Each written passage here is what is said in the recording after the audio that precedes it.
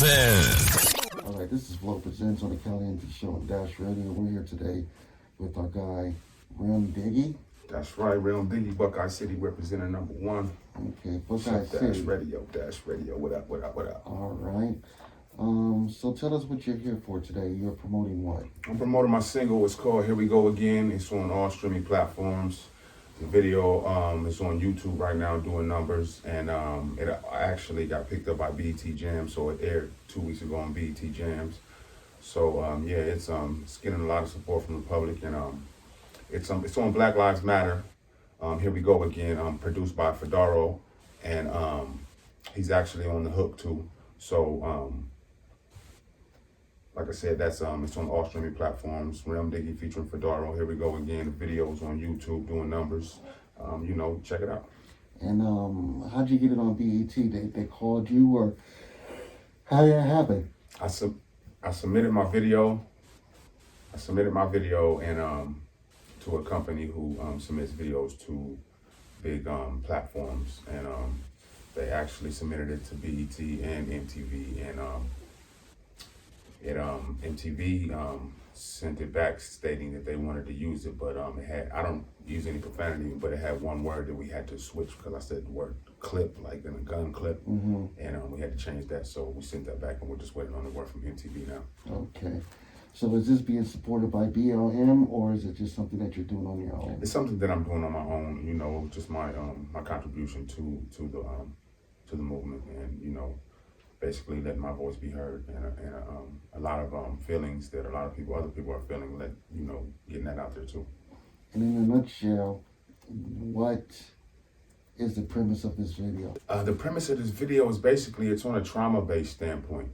So basically, if you're watching the video, you'll get the trauma that we go through as black motorists and as black men driving. I don't want to give too much of the video away because I want them to watch it and really fall in love with it.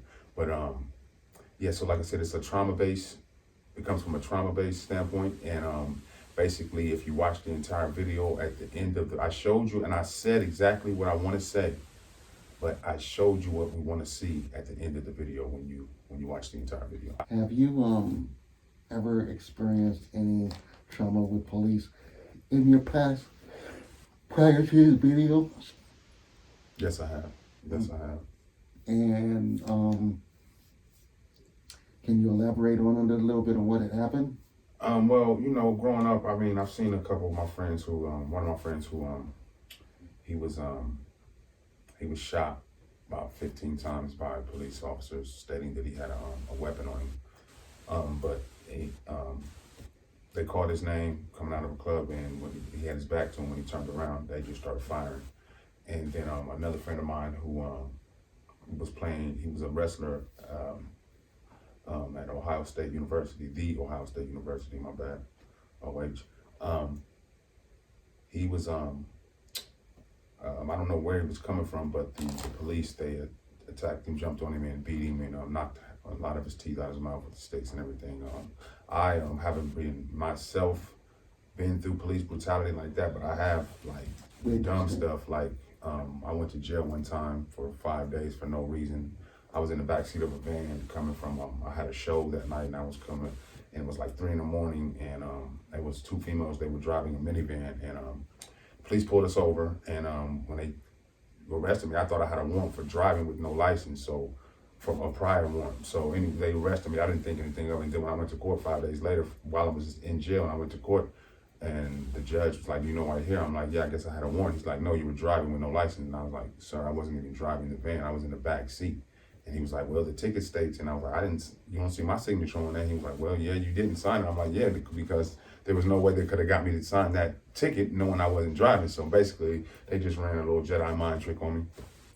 That's not cool. No, not at all. I lost 5 days, and I lost that club. People say that that there's too much emphasis on a few negative instances of police brutality and misconduct, but in all actuality, that's not true. That there is a lot of police misconduct in the streets. Yes, it is. Are you from LA or where are you from? I'm from Columbus, Ohio. Yeah, because you keep saying Ohio or Buckeye or something. Yeah, So yeah. how long you been out here in LA? I've been out here, honestly, I got signed to Koch Records via FU Entertainment in 2003. I had a very big song that blew up in Columbus, Ohio called Welcome to Buckeye City. It was like, I was like one of the biggest underground artists in the state of, in the capital city of Ohio. To this day, to get that type of recognition. I was like, I had the #1 and #2 song on the radio at one time. I was getting like 6 spins an hour for months. I was getting interviewed by every news station. I wrote the song Welcome to Buckeye City the year we won the national championship in 2003. Okay. So I wrote it when we was 2-0, and actually we ended up going 14-0, and the song took off from the underground. And you mean 14-0 meaning the football team or the baseball team? Football, Ohio State, Ohio State Buckeye football team. At that point, doing that and seeing that I had the #1 and #2 song on the radio, I knew it was time for me to leave. Well, I thought it was time for me to leave Columbus. Hindsight, I would have never left. That's another story, because I had already built my fan base in Ohio, and I thought that I had to run to California or to New York to be heard when I was already being heard. And had I just pumped my brakes, just for a minute, I would have cultivated my own lane, so to speak. It's because 2005 is when the YouTubes and the Instagram started really popping. So 2003, 2004, if I'd have stayed home and just fed my fan base, 2005, I would have been one of the biggest sensations to come out of off the Instagram or YouTube, because of the following that I had, because of Ohio. Ohio, we all stand behind a Buckeye. You know what I mean? When it comes to the Ohio State Buckeye. So that was an error on your part by leaving so soon? Not really an error, because I learned a lot, and I'm a lot more seasoned in the game now as far as, which angles to go. And I know if I, God kept me on this path this way for a reason, because I probably would have, who knows where I've been right now had I gained the success that I wanted to get when the song really blew up, Okay, so now you have this video. Who produced the video for you? This video was produced by Our True Group. It was written by me, produced by Our True Group. My boy Herb at Our True Group, him and his crew, they are phenomenal when it comes to their work. Obviously, if you take a look at their work, they really put their foot in this one, and I want to give a shout out to Our True Group. Okay, and what do you think your challenge is right now with this game? What do you think your hardest challenge is right now? Right now, everybody's hardest challenge with this game is, due to COVID, we can't perform and travel and tour, because like right now is when I'm supposed to be, hitting every city with my single, and promoting like that. But the hardest thing is, and then the hardest thing for me will, because I'm staying in my own lane, is that I'm not putting out the same material as everybody else, so to speak. Right. Do you feel that this business has been good to you, or it's like a love-hate relationship? I wouldn't say love-hate relationship. It's been a learning experience. It's basically taught me that that you still, no matter how good you are, how good you feel you are, how much everybody supports you, your role is your role, and if it's not your time, it's not your time, and you can't, you miss every shot not taken. You know what I mean? So that meaning, if you stop, you won't get it. So therefore, I'm still going to get it. Okay. I saw in your video that you had a little kid in the video. You said with your son. Do you have only one child, or you have more? I have 2 sons. My oldest son lives in Alaska. My youngest son, he lives here in California. Okay. And he's at the end of the video. There's two young boys in the video. The first boy is my neighbor, and the last boy is my son. Okay, that's cool. And then your oldest son, he's in Alaska, so was he like 21 or something like that? He's an adult. He lives out there. His mother had moved out there years ago. So yeah. Okay. So you have good relationships with both kids? Yes, I do. Okay. What do you think your biggest mistake in your life you've ever made? The biggest mistake? We're not talking music. We're just talking general. made so many mistakes. I don't know which one's the biggest. Well, one that just came to your mind right away when I said it. The biggest mistake I could say off the head would be in high school when I accidentally shot a friend of mine Oh, in his damn. back. Yeah. Oh, okay. And did you go to juvie for that, or? No, it was actually his fault. And Oh, how okay. does somebody get shot in the back and it's their fault?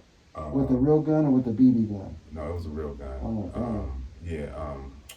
To break the story down, we were going to a party in high school, and I was driving, and before, because I was driving, and before we went to the party, I was taking my my cousin's two little sisters to the store, and we were in high school, anyway. So the pistol was in the car. It was a 380, and before I pulled off to go to the store, I said I'm coming right back.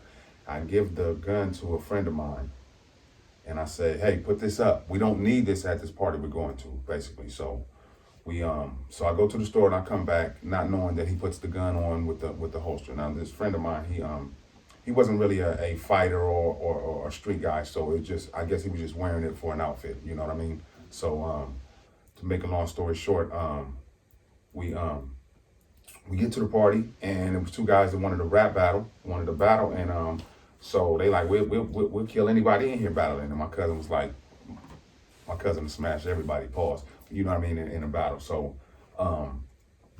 we battled. I beat both of them. Now they want to fight. The girl came to me who had the party. She said, listen, 80% of this party, the people in here, they all know you. So if my house gets tore up, it's going to be because of your people. So can you leave? I said, okay, I'll leave. So we're leaving. We all go to the car. The guys follow us to the car. Well, they come out the apartment, and they're standing on the porch, and I'm by the car.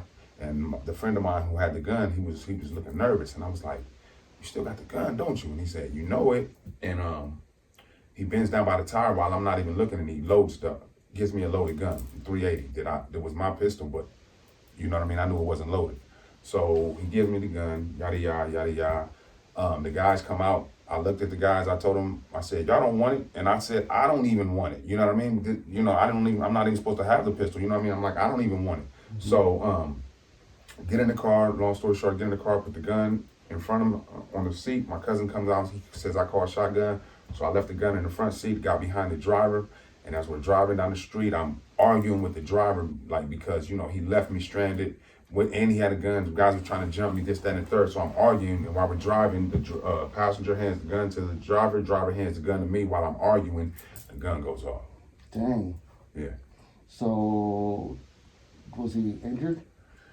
Bullet's still in him to this day. He's not paralyzed or anything, but, it was, we were high school kids, and, that goes to show. I mean, yes, I pulled the trigger. I didn't know I was going to pull the trigger. Obviously, I left the gun in the front seat. So when he gave it to me, and I'm arguing with the guy while they're handing me a loaded gun, and I don't know it's loaded. You know what I mean? So I could have killed myself. I could have killed, you know what I mean? Mm-hmm. But yeah, so if you ask me, I know that was a little more than you asked for, but you asked for, you know what I mean? No. That's what my conversations be like. FlohPresents. Clouds keep coming like a curse or a hex. This is life, wheelbarrow full of regrets. I do this for my fam. If you messing with that, you gon' make me give you a permanent mess. And you don't want that. This is not for the block. This is for my people trying to think out the box. This hook ain't for the streets. Get out the box. So what was the happiest time of your life? The most, like, woo, I did it. Both of my boys being born. Both of your boys being born, okay. That's good. When you was like in a delivery room, cut the cord, the whole 9 yards? The whole 9. Okay, so you've been a father since day one. Yes, sir. And you don't live with the baby mamas anymore? My children's mother, no, sir. I had moved to back when I left off the record label out here in California. I moved back home to Ohio, and my youngest son's mother, who my son wasn't born at the time, she called me and told me she was pregnant. So I moved back, and we tried to work it out or whatever. We lasted till he was like 10 months, and then I just stayed. Commendable that you're still in your kid's life. Most black fathers are not around anymore. Did you grow up with your father? Actually, my stepdad raised me. Shout out to my stepdad, Jae Cabrera-Show, I love you.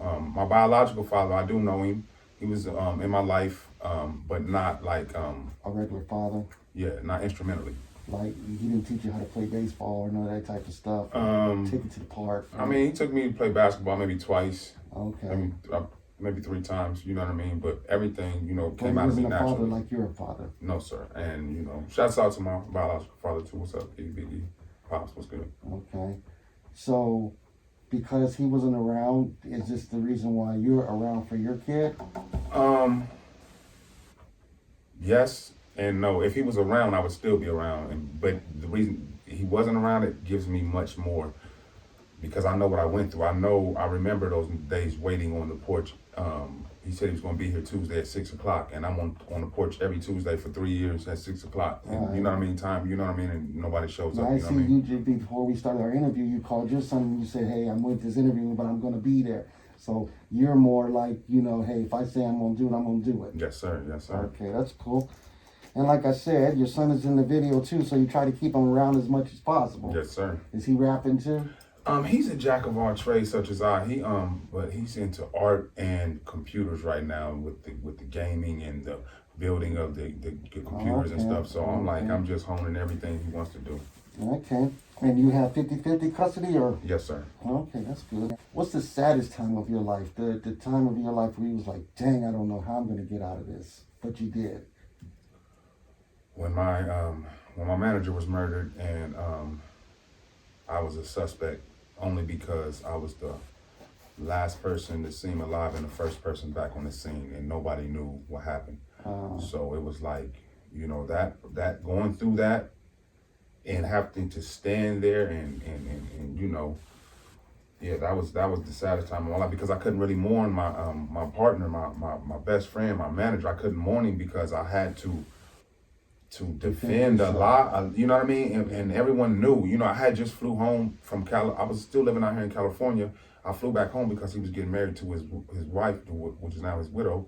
And they've been together since he was like 13, 14 or 15, something like that. And yeah, so I was there for 3 weeks after he got married and he was murdered 3 weeks after, so. You know, looking at you, you look very mild-mannered, you know, just chill. But you've been through a lot of BS in your life. Yes, yes. A lot of serious BS. Yes. I mean, so you had to fight a murder charge, basically? I didn't have to go to court and fight no charge. My charge was from the streets. People from the streets not knowing the truth. Right. And I had to, you know, and like I said, I was on my way coming back to California. Right. But I couldn't leave because everyone thought that, and people were like literally saying that they were going to do harm to me. So, but if I would left Columbus, Ohio, and came back to California, I would be leaving my family in the middle of that. But so I had to stand there, and like I said, I didn't even have the energy to defend that.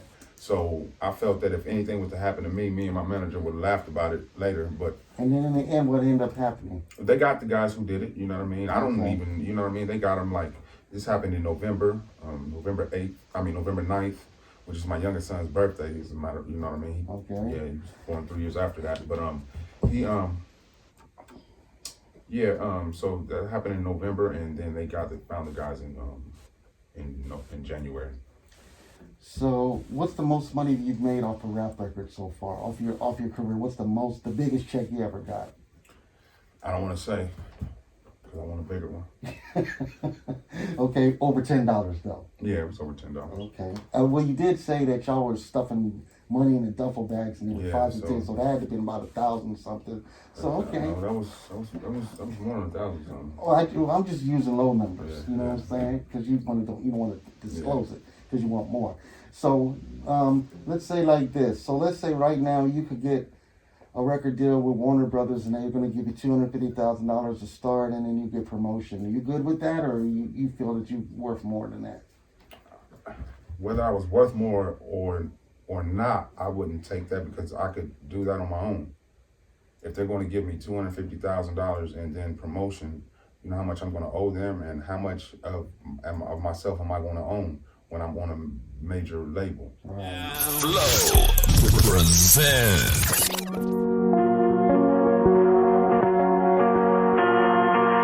Hey yo.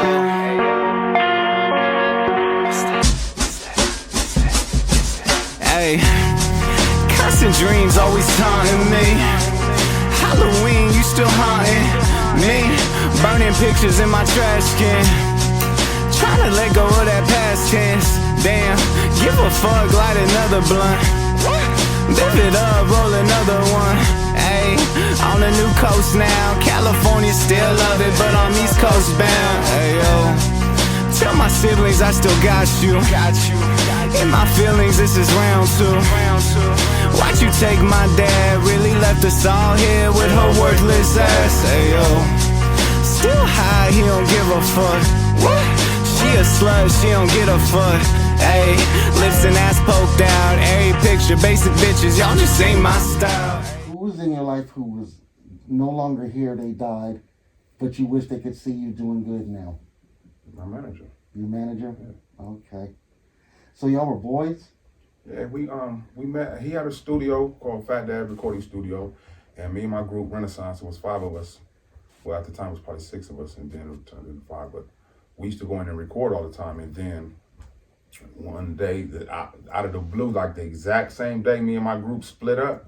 He called me out of the blue, like, "What are you doing?" I'm like, "Nothing." He like, "Why don't you come and record a song with this artist I got?" I said, "Well, I'm not doing anything anyway. My group just broke up." He's like, "What?" He's like, "Come on in." So the artist that he had at the label, this was gonna be his you know, his lineup, his number one go-to. After me and him was in the booth for 2 or 3 hours, he never came back to the studio. So yeah, I ran him out of there. So you scared him out the studio. Yeah. And manager said, "I'm gonna roll with you." He was gonna roll with me anyway, but he was gonna put us together as a, you know, as a record label, as a camp, you know. But you know, he didn't fit. Very few groups stay together. Yeah. We split for a minute, but we still family. Yeah. Shout out Mama Soul, AD, Swoop, Diamond. That's the group that you were in before. Yeah. Oh, okay. So do they still follow? Jam. They still follow you and be like, "Yo, bro, you doing your thing?" Yeah, still? we all still doing our thing. We all still do music. Okay, that's cool. Any Ohio guys came to California with you? What do you mean as far as? Like they followed you, like, "Hey, I'm going to Cali too"? No, Okay. So what made you have the balls to get up and go to Cali from Ohio? Because you knew nobody here, right? You just got up and just said, "I'm coming to Cali." Yeah, my manager, he at that time when like I said, I was getting all those radio spins, and he was like, you know, basically we didn't know what to do at this point. Like there was really no lane coming to us from the industry, so we had to go to the industry. Yeah. So he stacked up enough money for me to go stay in a hotel for 2 months out here in California. Okay. And then I landed a part in a movie with Mac 10 and Busy Bone called Cutthroat Alley. Okay. And while I'm shopping, then I ran into iRock from he was on, I think, Universal at the time, and he hooked up with a guy named James Peacock, who they both put together FU Entertainment, and with FU Entertainment they went and got a deal on Koch Records, so we were signed to Koch. Got it. How's your relationship with Moms? How's she doing? Oh man, Mom's is beautiful. Mom's is beautiful. That's my heart. That's your heart? That's my heart. Yeah, I'm actually, you know, she I didn't really touch too much on what's my mother been through. She'd been through domestic violence with my biological father. So if you follow and if you like going through my videos, there's a video called Happy Birthday where I dedicated to her, and it's a true story and a PSA on domestic violence. So if you ever get a chance and you listen, check that video out. Happy birthday too. How did that affect you seeing your mother going through domestic violence? Actually, it was from birth to like maybe 6 or 7 years old. So it was like almost normal, sadly. Mm-hmm. It was like, you know, now that I think about it, it's like you really like growing up in a third world country where it's like a war going on but it's your parents. Mm-hmm. And you know, and your mother, she's always scared. We went through some things, you know what I mean? Like my mother, she couldn't even, like if we're walking down the street, she was looking at the ground because she knew, and if another man looked at her, she was getting knocked out. You know what I mean? Was your father Muslim or something? Or no, he was just crazy? Moody, not Muslim. He was moody now. Nah, he was from that era where that's what they did. You know what I mean? And that's how he was raised. And I don't, you know, yes, he's at fault for putting his hands on my mother, but you know, hurt people. So he was hurt prior, growing up. You know, he went through a lot of trauma that made him the man he is. I don't condone what he did, but me working in the mental health field for since 2007 till now, I'm able to understand, like, you know, some things are chemically imbalanced and some things just happen. FlohPresents.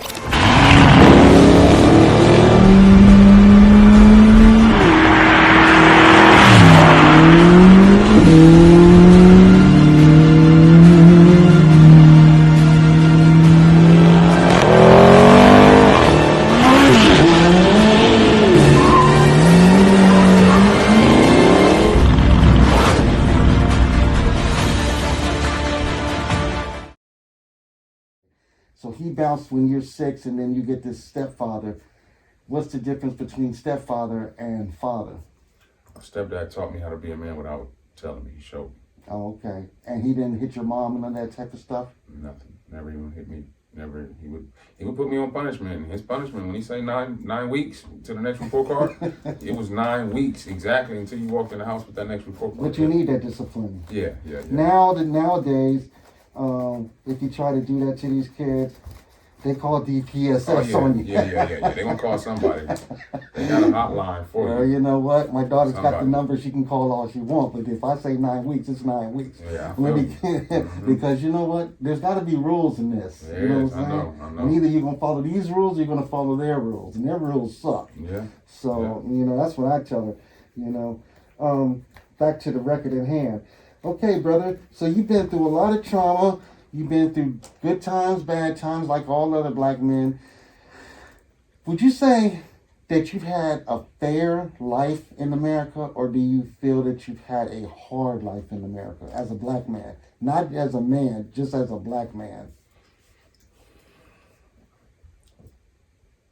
A fair life? Yeah, like, you know, it was everything you got.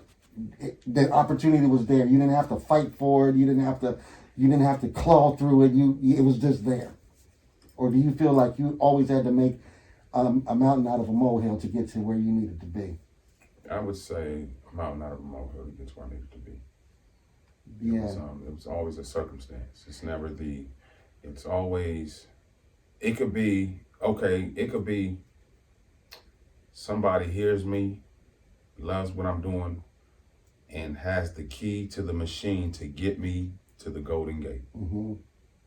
When we get to the machine, circumstance is going to pop up. Do you think it's because you're black, or do you think it's because of the way life is, or in your heart, what do you think it is? It's the way life is it's not because I'm black. I've been through things because I'm black. I've been through a lot of things because I'm black. But life, everybody has their own, and everybody has to live there. So, but what have you been through because you were black? Like, oh man, I went to an all-white high school with I love that high school too. It was probably 35 blacks, maybe 600 students. Okay. One Asian, all white, and it was called Whitehall Yearling. Shout out to Whitehall Yearling, WYHS. But the stuff that I went through racially with growing up with those. With not all of them, but a lot of them, I understand now that, and a lot of them have changed through time, but that's the way that they were raised. You know what I mean? Mm-hmm. So it was their fault and wasn't their fault. Some of the things I'll give you an example. So I'm sitting down, and some guy comes to me and he says, I'm a comedian, so I like to hear a joke. And he says, I know the Black National Anthem, and I knew this was gonna be a racist joke. And I'm like, he said, you want to hear it? I said, yeah, let me hear it. He says, hamburgers, Cadillacs. No, he says, hamburgers, watermelons, Cadillac cars. We ain't as dumb as you think we is. Look at you wrong for laughing. But nah, you know what I mean? So things like that gave me a thick skin, and I'm able to laugh at things, you know what I mean? And understand who that person is and see intelligence and ignorance for what it is. When I was in high school, a white boy I used to be friends with, always used to tell funny black jokes. And they were not really funny, but I was in an all-white school too. And one joke he said was, why do black people like Pontiacs? And I said, I don't know. He said, because he said, poor old niggers think it's a Cadillac. And I never bought a Pontiac. That's what the Pontiac, yeah, I think I heard that one before too. You know what I'm saying? I never too. ate watermelon because they said that black people, all we do is eat chicken and watermelon. I never ate watermelon because of that. I grew up when we used to be called, we were called Negroes when I was growing up. And then it changed to, it was colored when I was growing up, then Negro, then black. Mm-hmm. So You know, I've been through all the shifts in the. Now, like I said, I love that high school I went to, and taught me a lot. There was a lot of good teachers there, a lot of good people there, a lot of good friends there. You know, I don't have white friends. I have family. You know what I mean? The ones that I have, they're family. You know what I mean? I can honestly say that these are genuine good people. You know what I mean? And like I said, that was just circumstance that I went to that high school. That high school exists. Not saying it was just a racial. It was a lot, and it was early on. You know what I mean? And it was it was a lot. But it still was not like, it still made me who I am. You know what I mean? Like I said, I'm able to understand and tell the difference between intelligence I and think ignorance. personally, like everything that's going right now is oversensitive. It's overhyped. It's over pushed. Ain't nothing really changed. It's always been like this. You know what I'm saying? Yeah.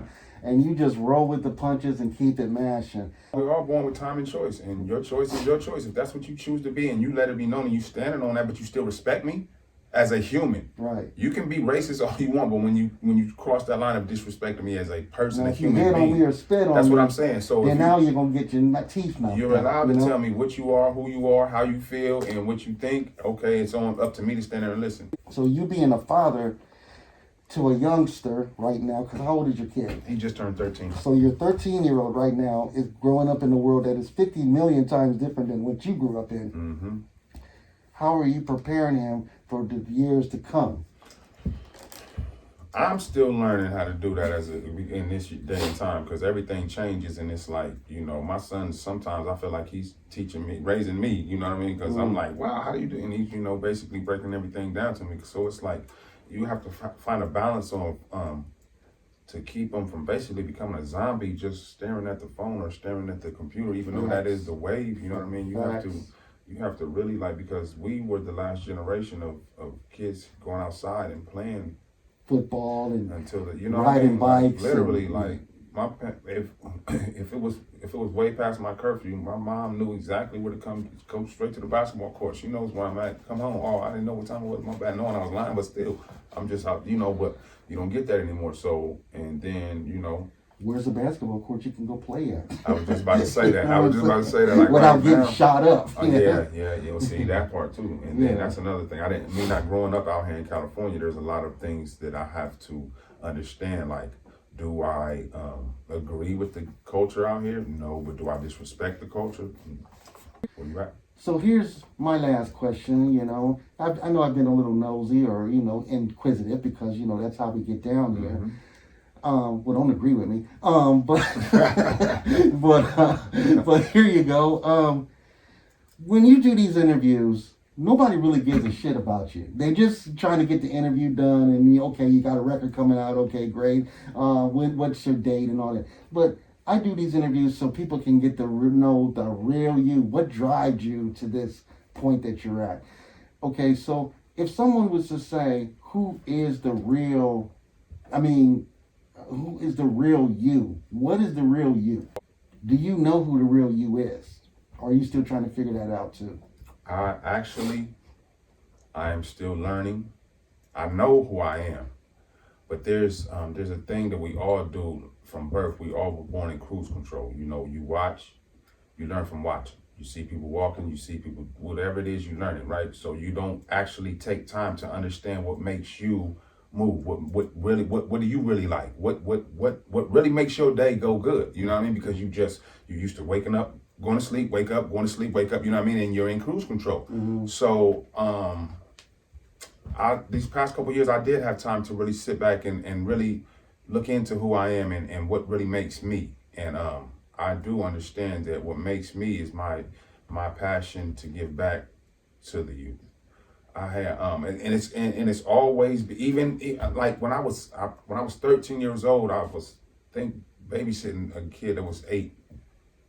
You know what I mean? Like I was that, and even as a kid growing up, children just always drew to me. You know what I mean? For some reason, you know what I mean? And now I see that, and then with me working in this field, I've seen that how my music is able to speak for the voiceless. To really, they gravitate, children, if you listen to my music, it's not the music that you hear on the radio. It's not the disrespect and this, that, and the third. I have nothing against the music, because it's called the music business. And if you're in the business of selling music and yours is not selling, understand that. But what I'm saying is, they will come to me and say, hey, we love this because it's popping. Yours is not popping, but we know yours is the realest. You know what I mean? They like you know what I mean? This is what we draw to. Mm-hmm. I had a kid one time in the group home, and he had just got to the group home. And for the first 3 or 4 months, every day he was calling me a bitch, b, disrespectful mother effer, woo, woo, woo. I mean, every day. But every day he had one song on his CD player that he played on repeat, whether he was in his room or not. And when he was in his room, he would just stare at the speakers while the song was playing. And I'm listening to it, and I'm like, this kid is disrespecting me every day, but he's listening to my music. But I never said anything to him. Then one day he called me a B in front of one of the residents, and the resident said, you know, Mr. Wright, that you listening to, that guy that you just called, that name is who you listening to. So the kid came to me and he said, is this you? I said, yeah, this is me. He said, why you never told me it was you? I said, because that was your song. And for me our rapport wasn't good enough for me to come and take that from you. Mm-hmm. I knew what that song was doing for you. For me to come in and say, hey, that's me, that would have been taking it from you when it was yours. You owned that. Those moments that you needed that song, it was there for you. So for me to come take it from you would have been arrogant, would have been, you know what I mean? So, but I do say after that moment, he was eating off the palm of my hands. Well, you're a bigger man than me, because I'd have been saying, well, you know, all them B's you were calling me.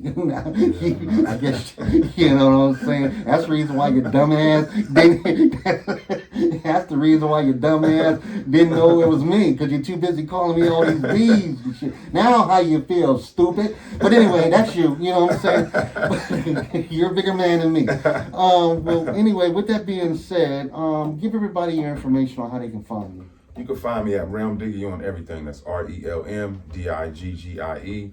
That's on Twitter, that's on Instagram, that's on Facebook, YouTube, Relm Diggie. Subscribe to my YouTube channel. The video is called Here We Go Again. It's doing numbers, and I'm telling you, it's going to be the video. It is the video of the decade, not just because I'm in it.